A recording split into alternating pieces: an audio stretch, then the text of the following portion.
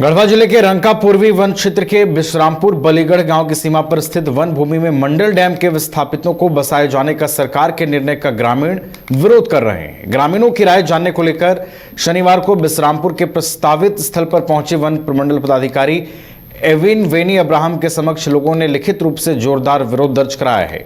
मंडल dam के 697 परिवारों को पुनर्वास नीति के तहत रंका प्रखंड के विश्रामपुर और कुदरुम और बलीगढ़ गांव की सीमा पर खाली पड़े वन भूमि में बसाए जाने की सरकार की योजना है। इसके लिए जिला प्रशासन गंभीर है। जिस भूभाग पर इन्हें बसाए जाने की योजना है वह मुख्य रूप से वन विभाग के निर्जन और उजड़ी हुई जमीन है। अब विश्रामपुर और बालीगढ़ गांव के निवासियों ने इन विस्थापितों को यहां बसाए जाने का पुरजोर विरोध शुरू कर दिया है। ग्रामीणों का कहना है कि इन विस्थापितों को यहां बसाए जाने से हमारा दैनिक जीवन प्रभावित होगा।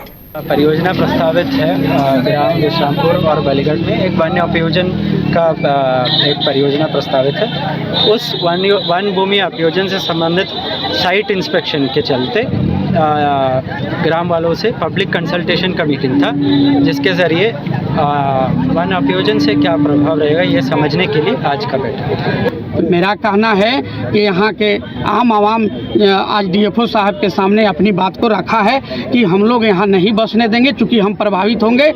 हम जो है हमारे बाप दादा यहाँ जंगल में आए हैं, हम नहीं आए हैं, हमारे बाप दादा आए हैं। दूसरी बात है कि 2006 में वन पट्टा अधिनियम कानून आया, जिसमें वन पट्टा और सामुदायिक पट्टा देना है, उसको ना आप दीजिए।